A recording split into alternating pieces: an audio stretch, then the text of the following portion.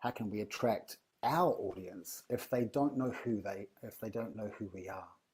And they don't know who we are because we've never shown them. And I know speakers can get to a really high level doing this. And I take my hat off to them because I know how much time and effort they put into perfecting that craft.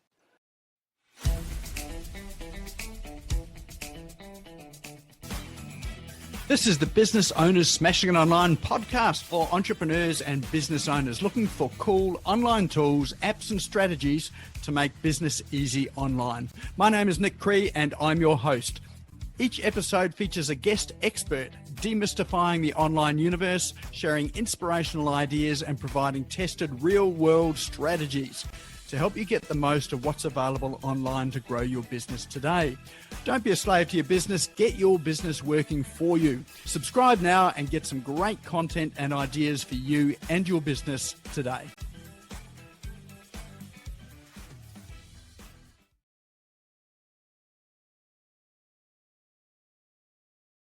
My favourite part of the evening, where I get to sit back, relax, have a gin and tonic, and introduce to you our guest speaker. So it's my great pleasure and privilege to introduce to you today, I'd like to say a fellow Kiwi, because I sound like I've got a Kiwi accent, but I'm a Kiwi in disguise. I'm actually an Australian, but I went over to New Zealand to fix up my Australian accent so I'd come back here and speak properly.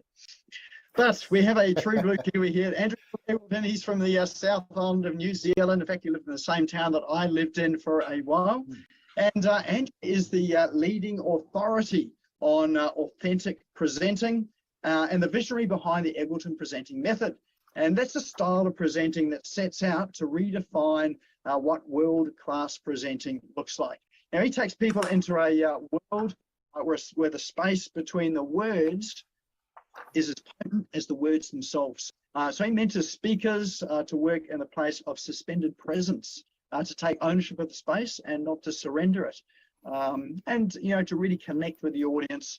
So there's a real resonance and the audience can really feel the impact of each nuance. Now I can attest to Andrew's skill in this area. He has trained me, absolute of this, and now I've been speaking for a while now, and he was able to identify some things that really took it, just small tweaks that really took it to another level. And just come back from a world tour as well. He's 4 days into the country, probably a wee bit jet lagged, so he's here to join us today to talk to us about how to seduce your audience from stage or camera. So let's give a big warm round of applause to welcome on stage Andrew Eggelton. Thank you. Can you hear me, guys? We can. Lovely, thank you. Yes, I'm 4 days off the plane. I think I had about 15 flights all up. And for anyone who's been on international travel in the last few months, you'll be able to contest that it's not that much fun. It's not like it used to be. Anyway, so I'm going to present this in, I'm not going to put a mask on. I'm not going to try and pretend that I'm not tired and jet lagged. I'm going to present from my current state, which is jet lagged. All that will do is how I'm feeling today will influence the words that I choose to articulate my topic of tonight with Nick and for you. So Nick, thank you for having me, and I look forward to seeing you again when we post-event rocking again. I'm just looking for a venue. I'm going to speak to you all today about how to seduce your audience from stage or camera. And I'll start off with something a little bit controversial. The problem with most speakers is they speak too much. And I know we can't go around calling ourselves public feelers, but most of the connection that we have comes from the space in between the words. The space in between the words is as potent as the words themselves. So I would like you to be able just to entertain receiving some new ideas of how presenting from stage or camera can work. I love the beauty of this craft. I've been doing this since 1994. I used to work in TV and film and presenting and speaking full time. And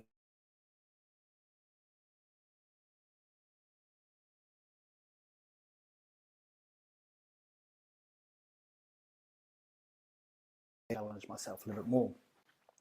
When I was in TV and on set and I was presenting or hosting a show, directors would often say, Andrew, just be you.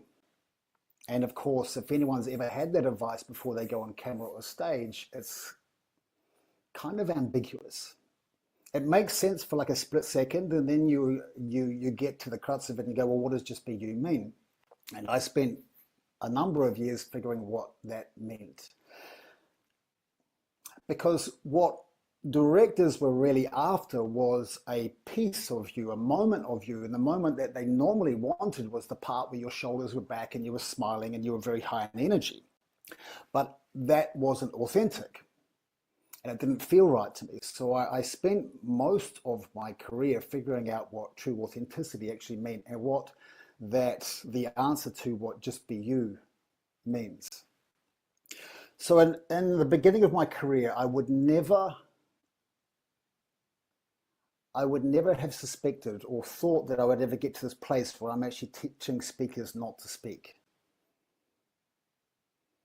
In the moments between the words, and if we can remember, the seduction is in the silence. The moment in between the words, especially from stage, the audience are able to have their own experience. They're able to feel. They're able to connect with you. And they will connect with you if you are connected to yourself. And the reason most speakers, presenters on stage or camera never get to this point is when we go into the silence, our heads become very noisy. Our heads become noisy with the doubt, our ego, our self-talk, asking if we sound smart, do we look good, should we have worn the red shoes instead of the black. All the noise happens in our head, and while all that is playing out, we're not present. And if we're not present, there's no connection with our audience. We are literally just delivering words, and those words have no weight to them. They're just words, it's just information. There's nothing about us that is attached to that word, those words. Okay. So a few years back, and I think I was moving into about 26 years in this business, I decided that if anyone was going to change things, it was probably up to me. And so I decided to start redefining what world-class presenting looks like. Now, just to frame this out, world-class presenting at this point looks like someone who, and kudos, because I understand how much time and dedication it still takes, but it's a performance. So we very rarely see someone at a world-class level who is truly authentic. It is normally them indicating or projecting the excitable version of themselves.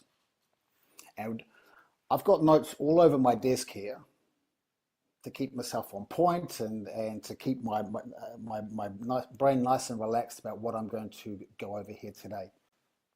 So if you see me looking down, that's what I'm looking at my array of notes. We're moving from the age of information into the age of connection. People want to connect. People are craving connection, especially after the last 2 horror years that we've been through, and especially for those in New Zealand and Australia. We're moving from the age of information into the age of connection. It is very level one to just deliver a story or deliver information.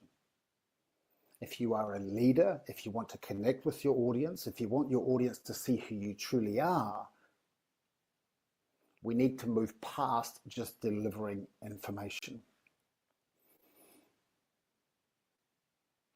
So I'm going to begin with what authenticity really means and actually how to achieve it. So what I would like you to do through this presentation is to listen and to find one takeaway, just one. Just one that when you implement it and keep implementing it, it will become bone deep and then your new normal. Just one thing, just one little takeaway.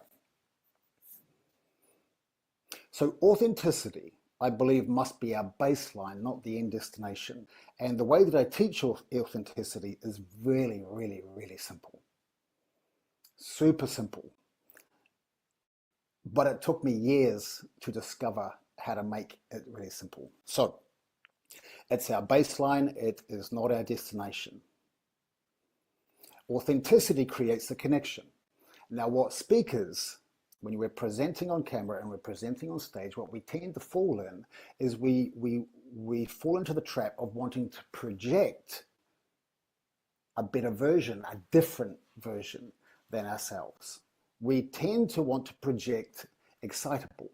We tend to want to project that we're really excited to be here. We project our version of likable. Not actually us likable, but our version of what we are when we're likable. Very different. So none of those are obviously authentic.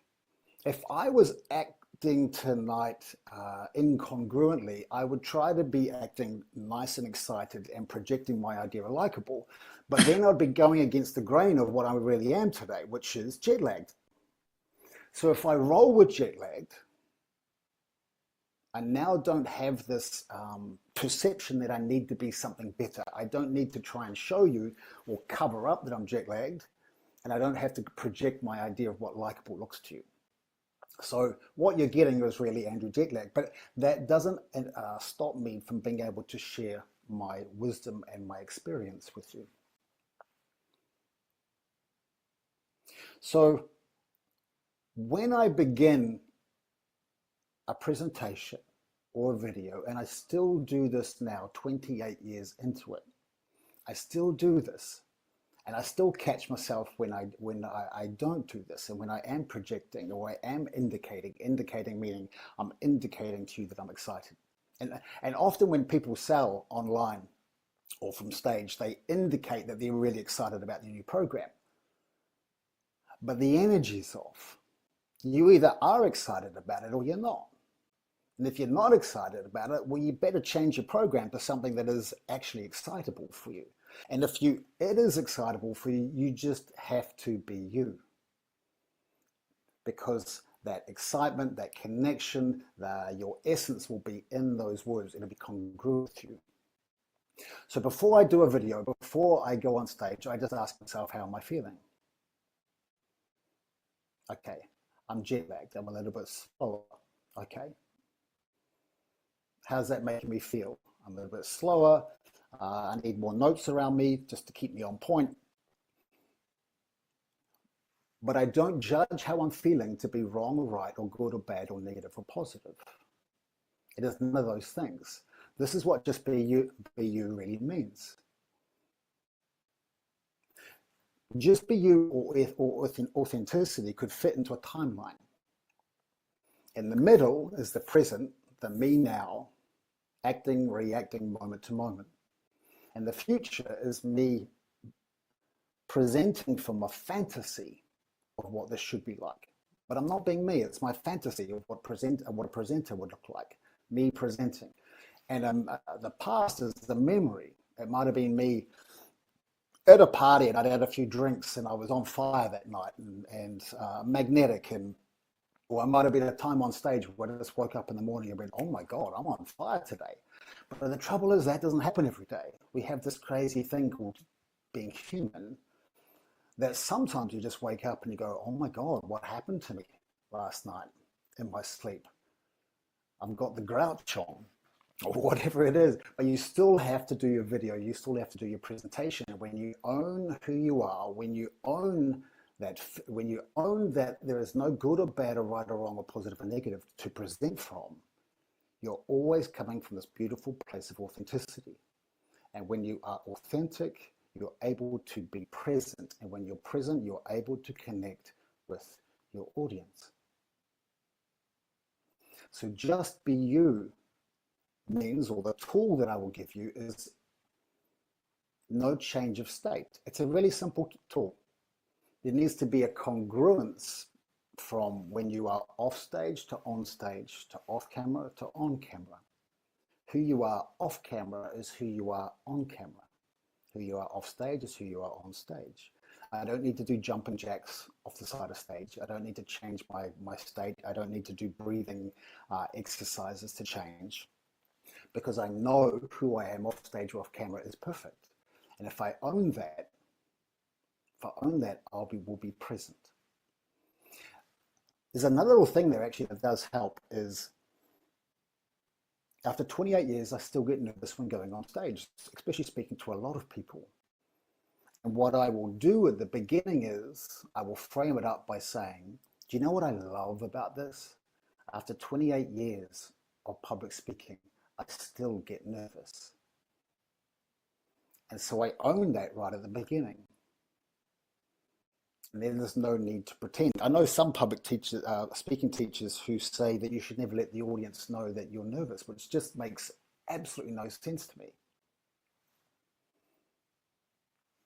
It's funny, and I did an event in Austin, Texas at the end of June, and I've started to incorporate, I know this sounds crazy, just entertain me here for a second. I've started to use horses or equine assisted training in my teaching of authenticity to speakers. And what horses do better than me, they reflect back to the speaker exactly who or how they are. They reflect back to the speaker their true inner world. So on the outer, we can try to be calm and I remember the first time I worked with horses, and I knew I knew that I was making a mess of it, but I was trying to be calm. I had my palms out, I was trying to be relaxed and try to portray to the horses that I was relaxed and not a threat to them. But on the inside, I was really nervous because I hadn't been around horses for like 35 years. And when we're working in Austin, it's just what you're trying to project. The horses don't care about that. All they are picking up on is your true inner world. And so they teach you how to be truly authentic. This is actually pretty a magical experience if anyone wants to experience it at some stage. It's called equine assisted training. I know you can do it. There's amazing places all around Australia. So the best thing that we can do is have a baseline of authenticity. And the most amazing gift that we can give our audience is our true internal world. Our true internal world, an expression of our heart. And if we are performing, if we are projecting what our idea of excitable is, or our idea of authenticity is, or if we're projecting our idea of likable, we're not being authentic. And how can we attract our audience? How can we attract our audience if they don't know who we are? And they don't know who we are because we've never shown them. And I know speakers can get to a really high level doing this. And I take my hat off to them because I know how much time and effort they put into perfecting that craft. But I just know that we're moving into this age of connection where people want to feel you. They want to see you, they want to feel you, they want to connect.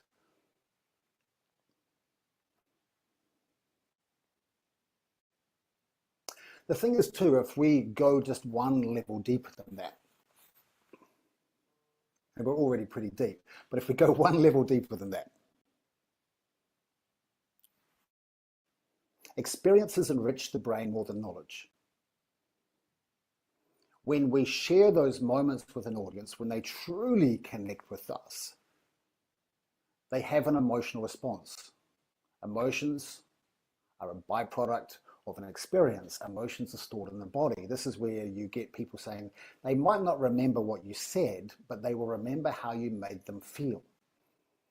So whenever I'm speaking, whenever I'm on stage, or I'm doing my videos, I'm looking to work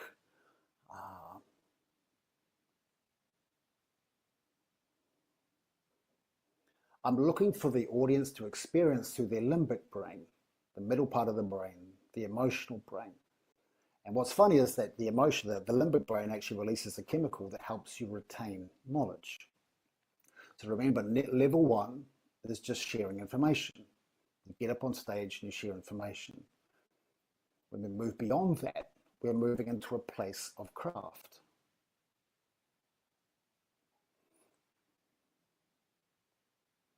So I'm going to give you a few tools.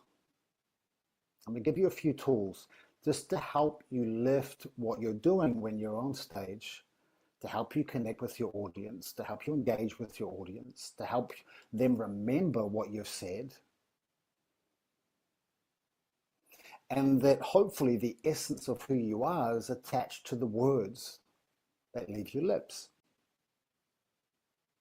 I always think as crafters like this, you learn one or two new things at a time, and at the beginning these new concepts or tools sit at a very superficial level.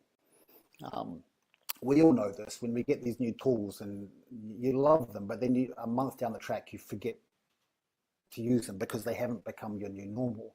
What we need to do is practice these tools, which is why I'm saying take one away tonight. One tool, and you incorporate it into your everyday life, into your presentations, until it becomes bone deep. Then it is craft. Craft meaning it's automatic. We don't have to think about it anymore. What we're looking for is the difference that makes a difference. The difference that makes a difference. So I'm going to give you some voice tools to take away.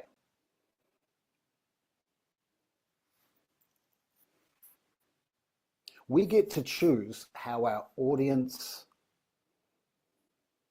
receives us. We get to choose that. We get to choose that by our voice. We get to choose we get to choose the words that leave our lips. We also get to choose how they sound.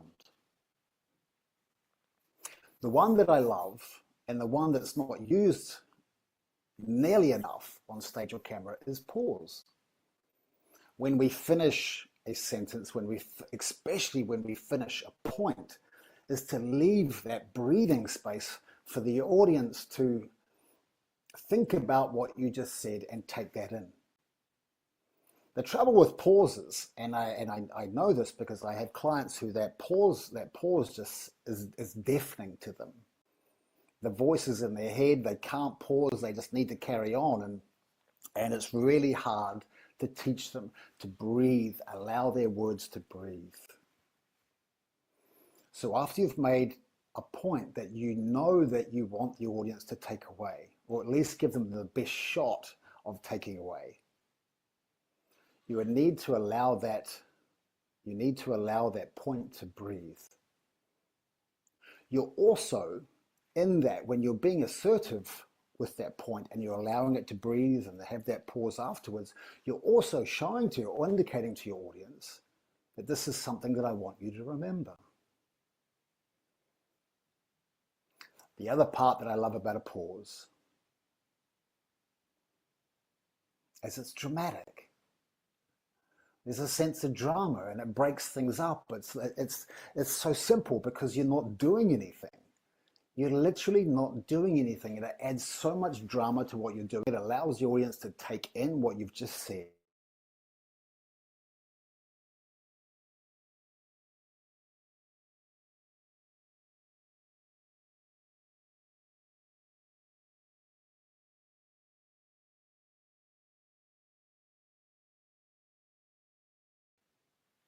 Sorry guys, I know my internet just disappeared there for a second.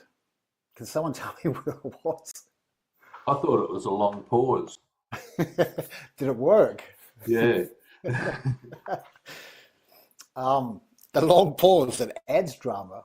It allows you to separate sentences. It allows you to separate paragraphs. And it also indicates to your audience, this is something I wanted you to take in. All right.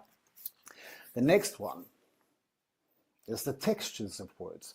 We're always looking as a speaker, if we're delivering information and words are feelings, words are opportunities, what are some words that we can give more texture to when we're speaking?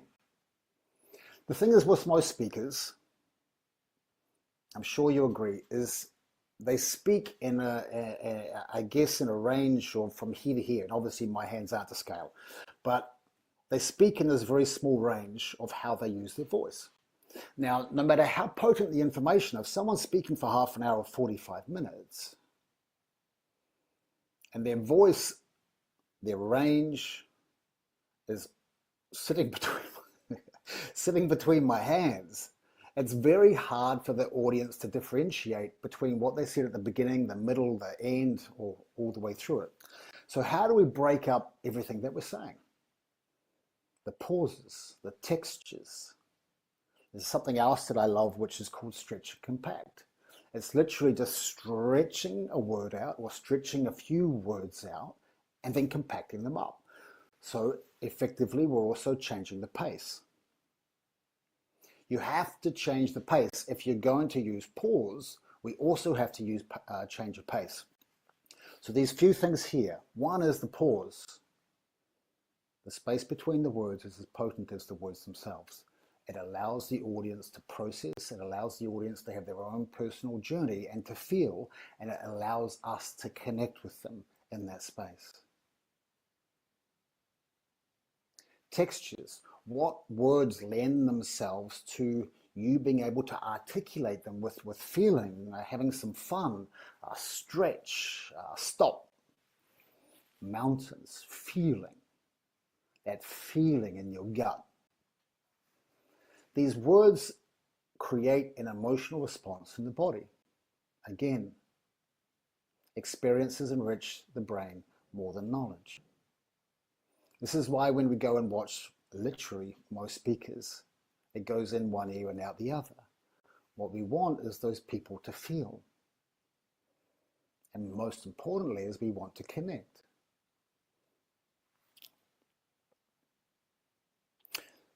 I'm just going to add this here as it comes up. A trustworthy person doesn't have to indicate or show that they're trustworthy on stage.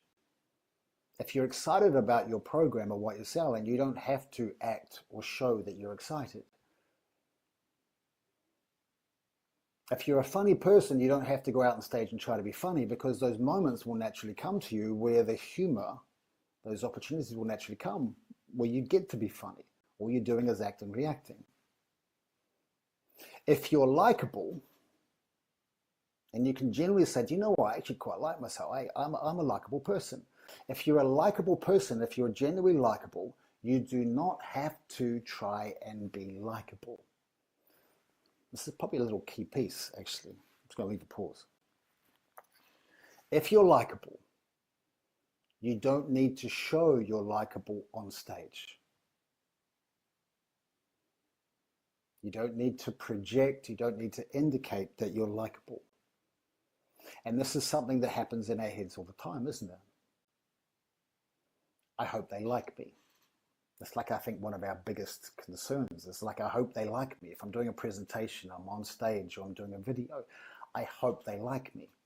But if you're genuinely likable, your people in the audience will like you. If you can show them who you actually are, you will attract your audience. Nick mentioned something called suspended presence earlier, and we were working on it at the beginning of this year. I think, Nick, you were present in Gold Coast when we were working on those in some of the workshops, and I use these workshops to experiment just as much as for myself as those attending. It's a bit of a win-win, to be fair. We were working on how long we can hold those pauses for. And what we were discovering was, if your intention was clear, you could hold that pause for a really long time and the audience would stay there like a suspended presence. When I was in USA, I just spent a week in Hawaii with my mentor, and I jumped on a plane and did an overnight flight randomly to another mentor of mine in Idaho. And I don't know about anyone else, I don't really sleep on planes, very, very rarely. So I'd gone all night, and my friend Anne picked me up and went back to her house, and she'd taken the day off. All I really wanted to do was sleep, but she'd taken the day off, so I noticed a piano in the corner, and I asked her if she played. And she said yes, and I asked her to play me something. And when you listen to music, and you know there's another note to come or a chord to come, and I asked her if she could delay or pause that last chord. Even so, my mind knew that it was coming, but how long was I prepared to wait for it? So she played this piece on the piano, and then she was able to, as long as her intention, as long as she was able to occupy the space and not surrender it over or surrender to the noises in her head, as long as she was able to occupy that space and not surrender it, she could hold that note there, or that suspended chord. In music, it's called a suspended chord. She was able to suspend that for realistically as long as she wanted it. And I would stay there waiting, enjoying the intimacy in that space. And when I was speaking overseas, I practiced and played in that a lot. And what I was discovering was the same thing. As long as my intention was, they know that I haven't finished the sentence yet. And in music, when you finish the chord, when you play that last chord, it's called resolving the chord. So I call that resolving the sentence. But what I was able to do was, and I discovered, was I was able to hold that place of suspended presence for a very long time. And I'm talking like over 30 seconds to a minute. As long as my intention was clear the whole way through, and I was occupying that space and not surrendering it, the audience felt safe to stay there with me. And what we were discovering was the longer that we stayed there, the more intimate the connection between myself and everybody in the room, and obviously people in the room with each other, came. Now, what happens in that space? There's emotion. They feel something. They feel something. And that emotion is stored in the body. So whenever they think about Andrew Eggelton, or whenever they think about that event, that emotion comes up. That's how they felt on that day. Now, if I was just a speaker that got up and spoke in a monotone and delivered a whole lot of information, do you think they would associate any kind of feeling the same way with me that day? As I said, I didn't know after 28 years that I would be teaching speakers not to speak. It is only part of it, but I think it's pretty cool. So suspended presence is when the audience know that we haven't quite finished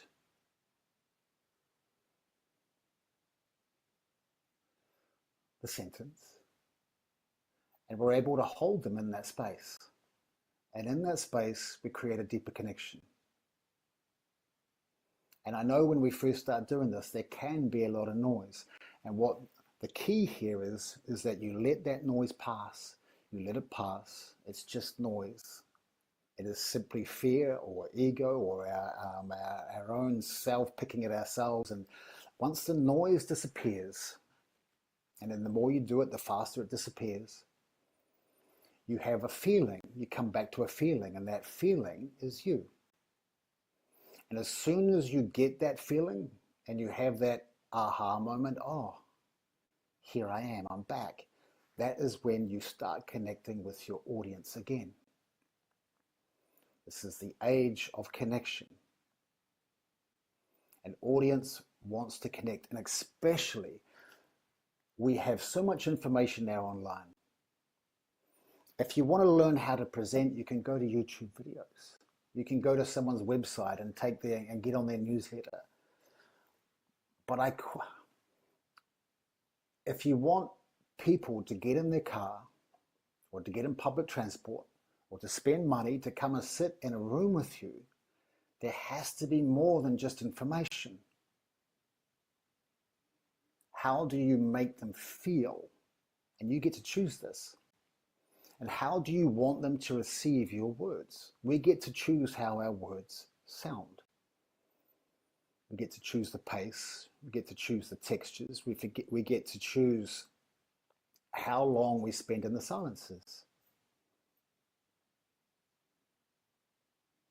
And the only challenge with that is we have to learn to be okay with the attention that brings as speakers, as presenters on stage and on camera.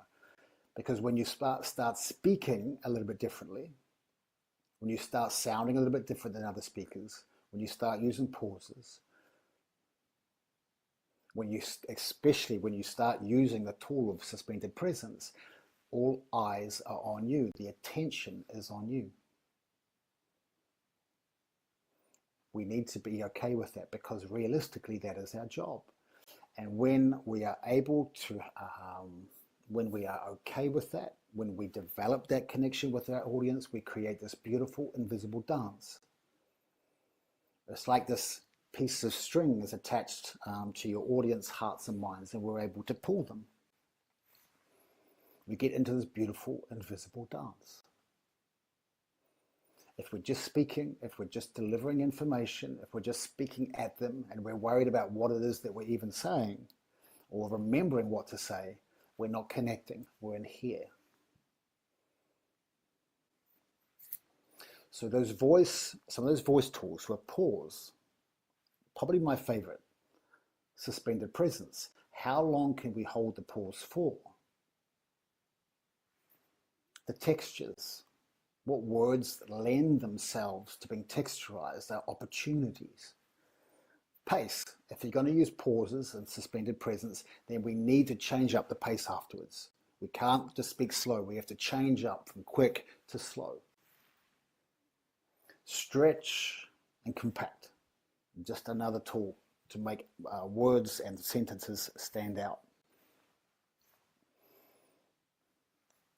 So I'm going to, I haven't looked at the chat yet, Nick, but is this at the point where does anyone have any questions? Is that what you do at the end of this? Absolutely. So yeah, if anyone's got any questions or even asking about how this all works in actuality as well, or any refinements, this is the time to ask. There's a interesting story in here from Lawrence, who says he did a course where they maybe do something like this to a stranger on the street, had to go up to them and say something, I've got something very important to tell you, and then just leave a pause for ages. Oh, and then to walk off, be like, wait, it's come to me, and then pause for as long as you can. And he kept someone with him for a good 45 seconds before they completely walked off, and that was a complete stranger. They said, I love that.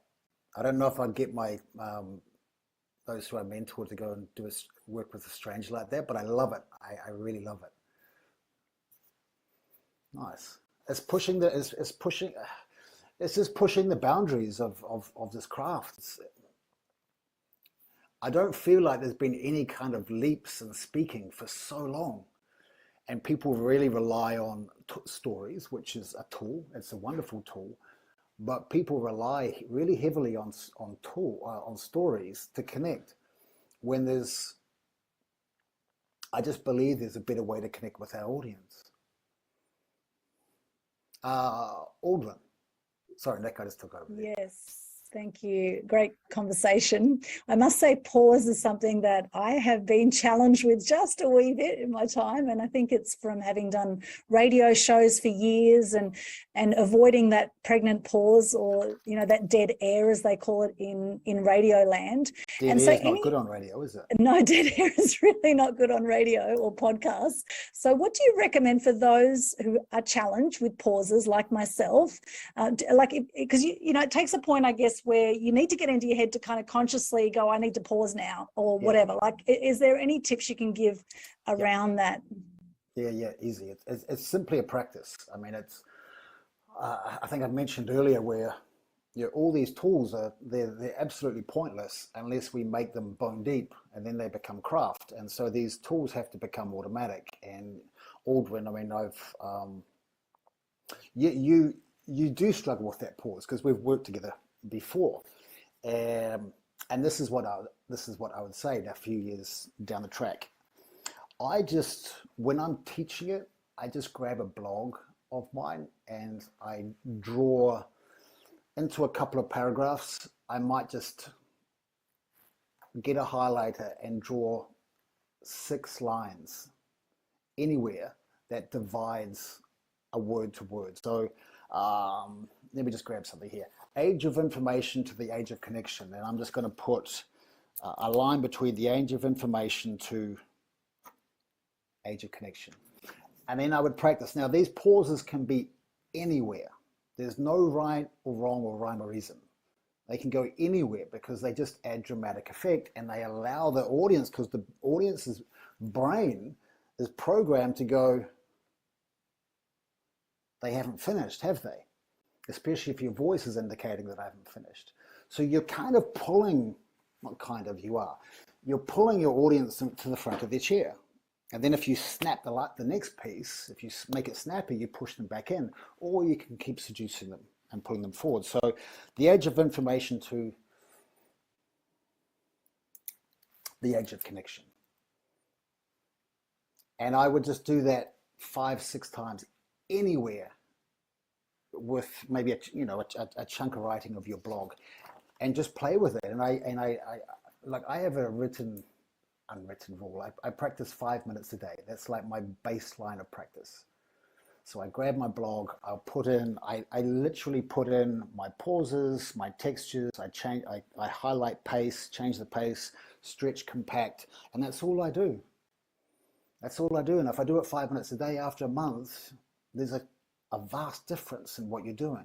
And I see that also in the people I work with. You can see the ones who don't do the 5 minutes, and you can see the ones who do 5 minutes. And the pause has become natural for them. And it feels so good. Does that help? It does. And then I guess it would be a matter of retraining or repracticing when I'm then doing a radio show or a podcast or something like that, right? Yeah. Well, you can use pause in radio and podcast, but you're not leaving, intuitively you would be going, how long can I do this? So you can still use it as a tool, but you're obviously, because you're not seen, there's a part of it that's a physical. But it can still work. It's just not as dramatic. Got it. And okay. By the way, here's the key to this too, another key. In the pause, we're giving our brains time to think about what's next and what do I really want to say. So not just fill the space, or which nerves can make us do. We're just like, all dead air, I better talk, that's my job, I'm a public speaker, I better speak. The pause allows us, it chills our brains out. We're allowed to go, what do I really want to say here? And how do I want to say it? What words do I want to use to articulate this right now? And so we end up being far more potent in what we're articulating, because we're deliberately choosing the words. I do get it. It's incredibly powerful when you do pause. That feels really, really challenging for me to pause, right? But I do get it. Public speaking, I get the power of the pause. And I guess it's just, I have practiced for so long now, flowing with the conversation, doing radio shows, etc. It's definitely a challenge. So I will take that on, practicing, slowing down, taking a breath. 5 minutes, 5 minutes, even like that. That's all. 5 minutes a day, and just play with where you put the pauses. There's no right or wrong. Just throw them in anywhere and play. What you can play with though is how long can you leave those pauses. That's the fun part. That's when you really start messing with your audience and playing, because that's where the seduction is. The seduction's in the silence. There's a part of seduction which is in your voice. How do I choose for my audience to hear my words? There's seduction in that, but there's so much more intimacy in silence. It's dramatic, it's intimate, and people all feel it. Yeah, thank you. I've got someone snoring in the background, which is just perfect in the silences right now. I heard that. I heard that. Well, I'm going to just mute myself and move on. The beauty of live streaming.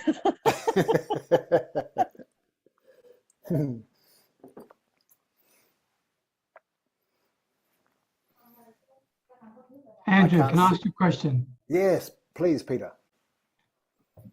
It's about the speed of the way we speak, okay?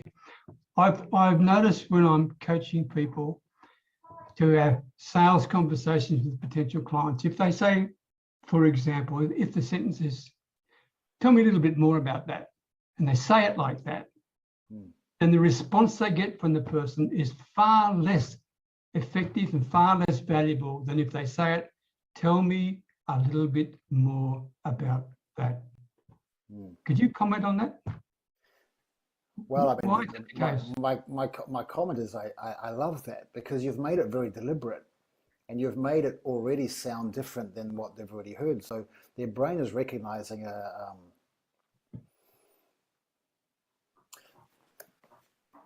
just think of the words, and I just mentored someone in London, so I'm just going to use these words that she uses. Love is love. You can say it, love is love. Yeah, there's not much happening in that. You can say love is love. You can say love is love. Or it could be love is love. Those other four, you see how, then you see kind of how redundant to our ears, our imagination, when we go love is love, it kind of doesn't feel like anything. But when we give it the potency of slowing it down, and I'm being very deliberate in how I want you to receive these words. And so the way that you said that just before, you drew me in because you were being very deliberate. This is how I want you to hear it. Yeah, and they find it very difficult to slow down. It's a real challenge for many people to actually say the words, Andrew, tell me a little bit more about that. That is a huge challenge for many people to do that. They don't like this. They don't like to take up space. That's the main problem that I discover is people don't like to take up space, and when they do speak differently or more deliberately, they are getting more attention. Do you know what I mean? Getting more valuable feedback. Yes, yeah, and that's what scares people is those pauses, or when you start to articulate things in a different way, you're getting more attention. It's like, oh, Peter speaks a bit differently, but then they get used to it and actually go, no, Peter's actually very articulate. And when you slow it down like that, Peter, too, what I love is your brain's able to go, well, I mean, I didn't talk about heart-brain consciousness tonight, but I get to go, what's my point? But how do I want to articulate my point today? Instead of going, how do I normally articulate this point? I get to do a complete refresh and go, how do I want to articulate it today from how I'm feeling right now? So I'm never worried about on stage. And when you enjoy that pacing too, is you're never worried about on stage about forgetting anything, because they're used to the silence, and you just very calmly. Do you know what I mean? I love the way you just said that. It's a really nice question, a really nice point. Thank you. Thank you, Andrew. I have a question. Andrew, do you find that there are cultural differences between the way that people perceive the use of pauses and silence and the cadence that you use when speaking? Yeah, do you know what's funny, Michael, is cadence is only a word I learned when in America. I kind of knew it, but Americans really use it, really use it. And yes, there is cultural differences, especially, I'm just going to use America as an example. You know, people in New York and Los Angeles talk really fast. And so getting them to slow down is quite a challenge. But then you get to Texas or Idaho, and they're slower altogether. I find in England, and of course this is just a very sweeping generalization, but my general finding is they struggle with the attention. So their pacing, they like to just say things and get it out. And when I'm teaching them to slow down or change the pacing and the textures and enjoy the words, that tends to give them, they tend to come out in a rash.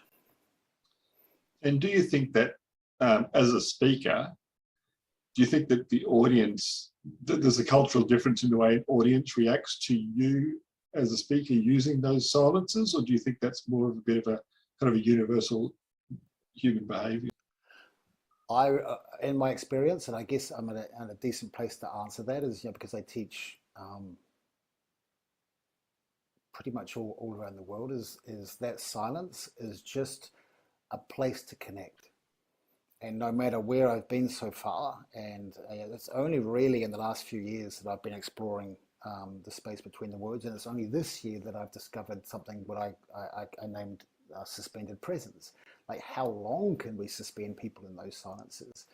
And no matter where I've been in America or Asia or UK, those suspended, that place of suspended presence, or the long pause, if you will,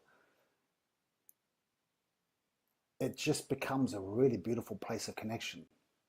And I only use the word seduction because it's sexy. That's all. It just means that it's a place where people are connecting. There's the seduction when you're feeling that it feels seductive instead of being talked at. I can see lots of useful applications of this for me in the teaching that I do. And it's a bit different to what I've done before in my use of silence that I've used before is in my law enforcement career, where silence is a good way of getting people to speak, because I don't like awkward silences. Yes, and that's what, isn't that funny? Because you're using that as an example, and it's in the silence that a speaker, the opposite, but a speaker gets like, oh my God, the silence is deafening. I need to fill that space. Yeah. And that's what you're doing when you're interviewing people, isn't it? It's three exactly. pauses, and the suspect can't handle the silence. Yeah. Right, thank you. Nice example. Hey Andrew, it's Jenny here. I have a question. Hey Jenny. I recently got told at a networking meeting that how I present when I'm doing a speech versus how people interact with me one-on-one outside of that is quite different. So not necessarily that I'm performing when I'm on stage, but that I have a different level of connection with my audience and a different level of conviction that comes across in what I'm communicating. And I'm wondering, how do I translate that onto video on those days when I really feel uninspired and struggling to make that connection? Okay, what I think I hear you saying is you tend to have a really good connection or presence when it's one-on-one. But what I think the end part there, what you were really saying was, what happens when I'm not feeling it? Yeah. And I've got to do a presentation, which I'm going to give you an example here. I just coached someone literally last Thursday in London, and she was an incredible coach.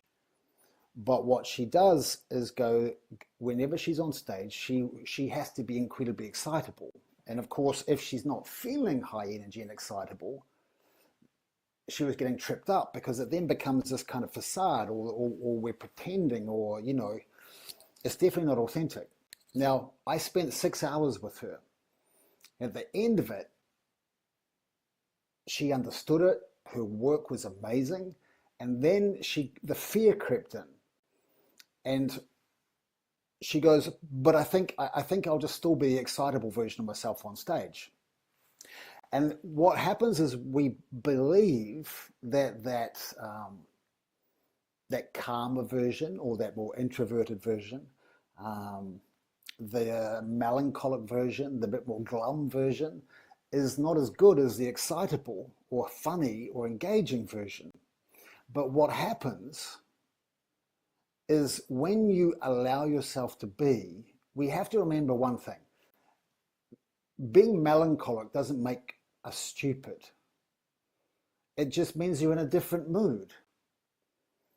Being agitated doesn't make me lose my wisdom or my 28 years of practice and research. And it just means that when I'm choosing my words, I might be a little bit more agitated. I might be a little bit more on the front foot. I might be a little bit more snappy. My pacing might be a little bit different. So I allow how I am today to influence my presenting. And what I love about this is because I've come back from London a couple of times already this year, and I remember teaching. I don't know if you were there, Nick, but I had this terrible anxiety last time I come back from London, and I went almost straight back into a live session here in Gold Coast, a workshop. And I was anxious, and I was jet lagged, and I was tired, and I was like, oh my God, this is the exact opposite of how I want to present. And then I came back to, hold on, Andrew, you teach this. What do you teach? Authenticity. How do you get authentic? To own how you're feeling and not to judge it to be good or bad or right or wrong or positive or negative. So that session ended up being one of the best sessions I've ever done in my life. I loved it. There was no mask. I was not projecting. I was allowed to be me. And because I was allowed to be me, the room felt super small and everybody felt like we were all connected. Now, what would have happened if I'd have gone in there and acted for 3 hours excitable? I'm so excited to be here. No, I was, but I'm a little bit nervous to be here. I've got butterflies in my stomach. I don't know why. I can't explain it. I think it's just because I'm super tired. I've gone 2 nights out of 3 without sleeping. And now I'm standing in front of you all speaking. Does that make sense, Jenny? It's where you're judging the state that you're in to be better than another state to present from. There's a really long way of saying. It makes sense. It actually makes sense. I think the judging component is a big part of it. If I feel relaxed, I can usually do a live and just share whatever I'm thinking, but it's a closed group, so it's not out in the broader network, because I have been stopping myself that part because of all the judgments that come up. So yeah, I can definitely resonate with that message. So those judgments, Jenny, are all yours for a starter. And when you come back to what does just be you really mean, just be you, that you can't judge the state that you're in to be good or bad or wrong or right or positive or negative to you presenting, because the audience are after you. And as long as that state hasn't made you forget everything, like I find if I'm agitated or melancholic or sad or happy or excitable, whatever that range is, none of it makes me stupid. It just means that I'll articulate it differently from a different energy. Like tonight, I haven't been overly smiley or excitable, but I don't need to be, because I don't want to put any layers on how I'm actually feeling. My job is just to give you information and hopefully you take away one thing from my 28 years. Just one thing. Does that help, Jenny? Sorry. Absolutely, it does. I think at some point it would be good to understand the difference between speaking from that place when you are inspired and you have something to say versus speaking from a place where you've just made a commitment to show up, but you're struggling to find something of meaning or value to share, you know? Oh, I like that. I didn't go much into the heart-brain work today, Jenny, but I talk a lot. It's one of my favorite things is heart-brain consciousness, and the heart-brain consciousness can only really be accessed if we're being authentic, because it comes from, the heart-brain doesn't understand words. It's a feeling. It's a feeling. It can't understand words because words didn't used to exist. And obviously there's all these different languages. So my heart-brain didn't grow up as an English-speaking person. So my job is, depending on how I'm feeling, And when I'm coming from here is, this is the feeling. I know my topic, how to seduce your audience from stage or camera, but how do I articulate, how does my feeling today influence how I articulate my message? Now, so when I'm working in here, this never lets me down. No matter how I'm feeling, the fun comes from in here. So what you might find is if you're not excited by what you're talking about, or you're not in that amplified mood, or your version of Jenny excitable or magnetic, is when we come back into here is you can choose certainty when you go on stage or camera. Certainty is, I know what I'm going to say. I've said it 100 times, and I know I'm going to say this in the way that I want to today. And I don't do that.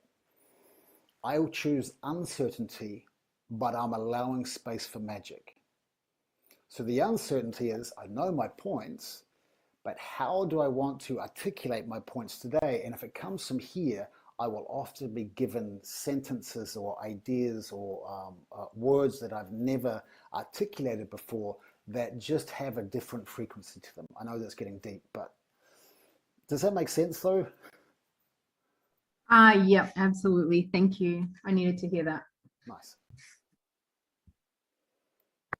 That actually makes me feel quite good about how I do things, Andrew, because I've been told that I go on stage or go in front of audiences unprepared, but somehow I can speak and, off the cuff, and then, it's all comes from, the heart and the feeling, and every time different as well too. And I think sometimes being underprepared in the sense of I know what I want to say, but I'm not quite sure how it's going to come out. I'm not quite sure how I'm going to even start. It can be better than being overly prepared when it feels scripted. So that's really quite encouraging to me. I love that. I look at me, so international. But I had a client in London 2 weeks ago, and she was so stuck on, but how do I start? And I was like, what do you mean, how do you start? She's like, well, how do I open? And I'm like, I don't care. Just open. Like, frame up what you're going to talk about. But how? Well, just talk. Like, what comes to your mind when you're on the side of stage and you're ready to talk about what you're going to talk about. But people get stuck on, they need certainty. So you don't practice, Nick, but you're prepared. You're prepared because you talk about this all day. And my preparation, because this is my vocation, so my preparation is, I don't map out what I'm going to say. I have my points. So I have my title. I have, in a 45-minute talk, I might have 4 major points, and then I'll have 3 sub-points off each point. And they will be my slides. So that just keeps me on track. And then when I look up at my slide, or if I know what's coming next, then I go, well, how do I want to articulate that today? And my preparation is, I would have gone through those slides probably 50 times and just articulated it in whatever was coming to me in that moment, in that practice session. So when I walk out on stage, I'm like, I know like 50 different ways I've said this already before. There's no way I can screw this up. Now, how much fun can I have? So that there's that bone deep sense of certainty of, I actually can't screw this up. I've prepared, but I never practice. Practices, this is like the worst advice you ever hear, is practice in the mirror. Mirror practice. And I'm like, why would you do that? Why would you judge yourself the whole time of how you look? So you're in your brain going, how do I look? How do I look? How do I look? How's my posture? I'm like, no one cares about that stuff. They want, how do you make them feel? What is the wisdom that you're parting? Excellent. No, I love that. All right. Well, we've got time for one final question. And I can see Morella waiting there, hand up, waving some emoji in her hand as well too. So you got the last space there, Morella. Am I unmuted? You are unmuted. We can hear you loud and clear. Oh, well, just firstly, I want to say this has been amazing. This has been the best. This is scary and such a relief at the same time. That sounds actually And, sounds quite invigorating. and I have a question. What about those days where you've got to present and things have gone pear-shaped and imposter syndrome rears its head, and you think, who the hell am I to present or speak about this when something's just gone pear-shaped? How do you deal with that? When everything, so what I'm hearing you say is when everything has gone pear-shaped and you've got this nagging voice in your head that is telling you, who are you to be on stage and be heard today and take up this space? Yeah. Okay.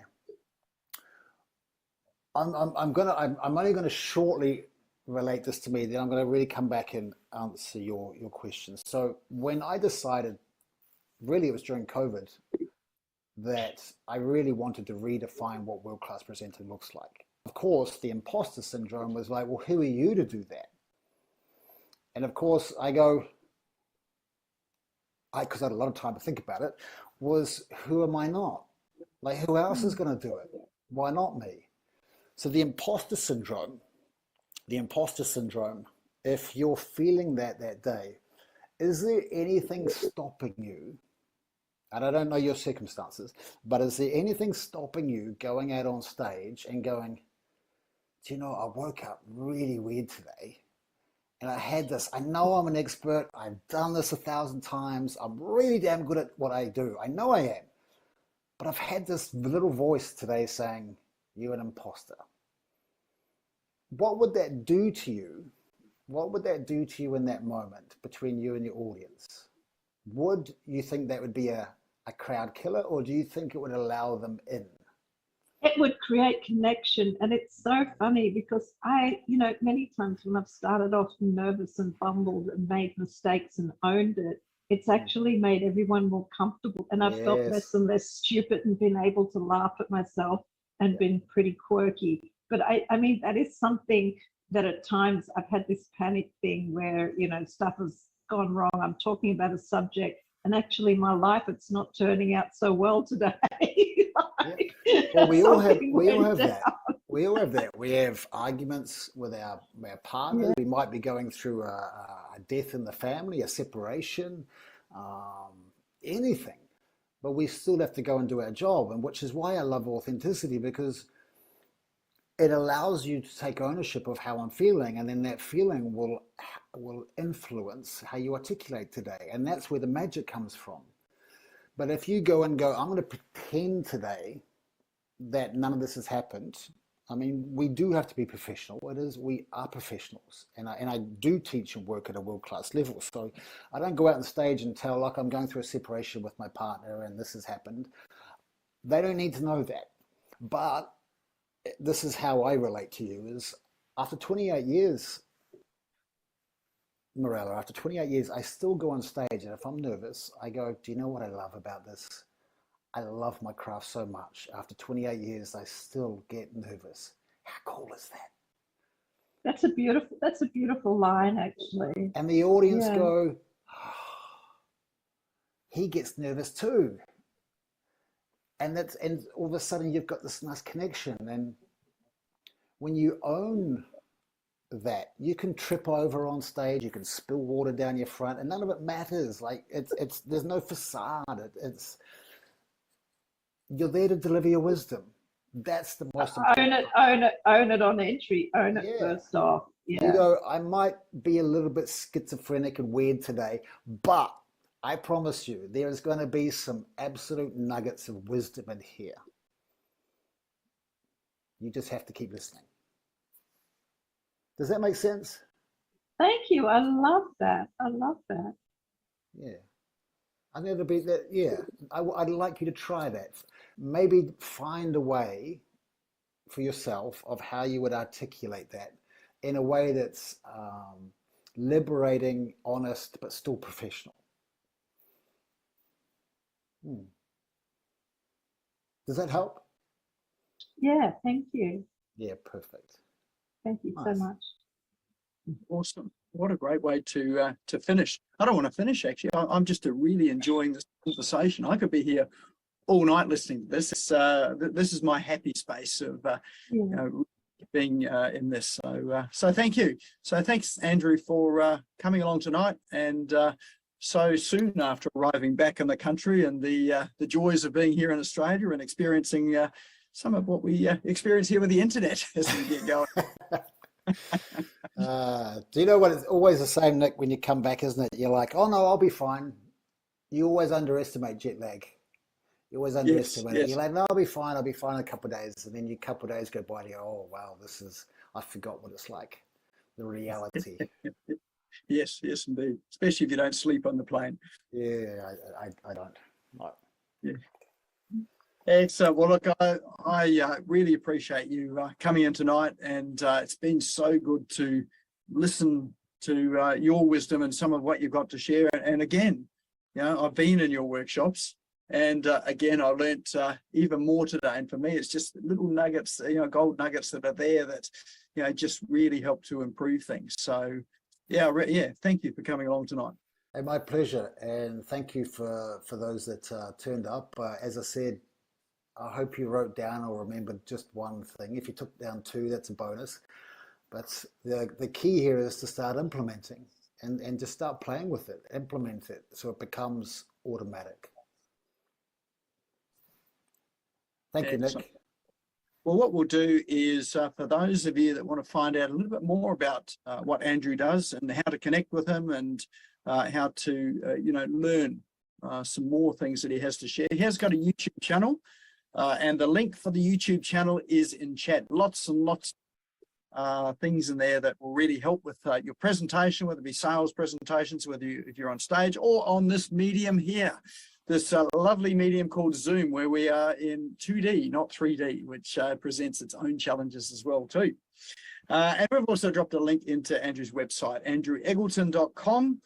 So feel free to go there and check out a bit more of what Andrew does, and for your own learning as well too. So, but we do have a door prize tonight too. I know some people have had to drop off early because we're running a wee bit over time. We did start behind time as well too. So thank you for those that have stuck around. Your reward for tonight is that there is a door prize. So, and we've got a special way of drawing this as well. So what is the door prize tonight, Andrew? Door prize is, I am about to start up my Gold Coast presentations. Plus, before the end of the year, I will do Melbourne and Perth. So you have a free ticket to either the workshops here on the Gold Coast, which I run every fortnight, or in Melbourne or Perth, if you're in one of those places, and probably Adelaide. I choose Adelaide because it's got really good, I can disappear into the Barossa afterwards. But yeah, you have a free ticket to come along to one of my workshops. Does it include flights? Does it include what? Flights. It does include. Oh, what about over in Sydney? Do you know what? I don't want to be mean about Sydney, but this is why I never come to Sydney. They always leave it to the last few days to buy tickets.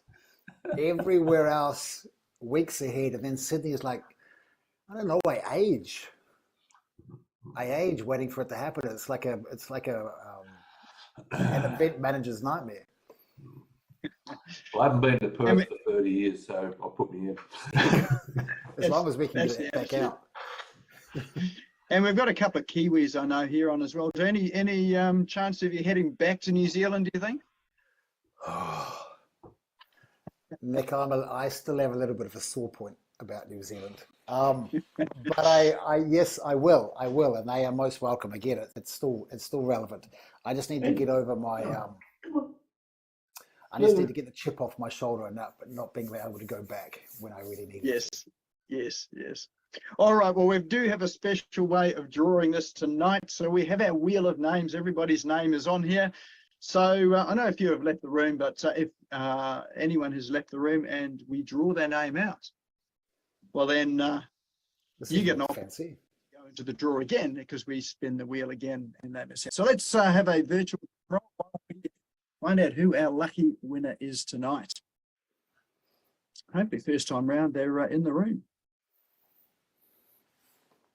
And it's Will. Will, I am. Are you in the room? Let's just have a look through the names here. Is Will here? In fact, Will is in the room. Can you hear us, Will? Are you hiding behind the black canvas there? All right, well, Will is in the room. His microphone may not be working. We'll give him the benefit of the doubt there. So you're our lucky winner tonight. He is unmuting there. I can see him muting and unmuting, but we just can't hear him. That's okay, Will. We will connect you up with Andrew by email tomorrow. So I've got your email addresses. So just keep an eye out in your email. And yeah, that's a very good prize indeed. I've been to Andrew's workshops, well worth going to. If you haven't been to one, then definitely worth booking into it, because it will take your presentations to a whole new level. So yeah, if you find that you're on Eventbrite, is it, Andrew? You put the events up? I do. I use Eventbrite. Yep. So have a look, search for him on Eventbrite, and also check out the website and his YouTube channel as well. Most of my stuff, Nick, just to I do most of my advertising or releasing of where I'm going to be and dates and things in my Harder Presenting Facebook group. Like, that's probably the easiest place to find me if you actually want to have contact. And so if you look for you on Facebook and find your Facebook group. That's it. Yep. Perfect. All right. That's nice and easy. All right. Well, that's awesome. So once again, thanks, Andrew, for coming along tonight and sharing some of that with so many good comments coming through on chat as well too. So you've obviously hit the mark with people, and some good questions coming through from people as well too. So for those of you that would like to see this again, well, you're in luck. It'll be up on the Smash Go YouTube channel tomorrow afternoon. So best thing to do is to go and subscribe to the Smash Go YouTube channel and hit the little bell after you subscribe, and that will ensure that you get a notification by email once the video is up online. Apart from that, if you like tonight, please feel free to like us on Facebook, to subscribe to the channel, like the channel, the video on the YouTube channel. And also, if you're not a member of the Business Owners Smashing It Online Facebook group, go and join now, because that's where we make all of the announcements of the other events come out. You will find this video in there as well too. And these cool online tools and apps that we shared at the beginning of the evening, they'll also be up there. So you feel free to make a comment if you discover something in those tools. Also, put that in the comments as well. Always love reading that and finding things that I haven't discovered.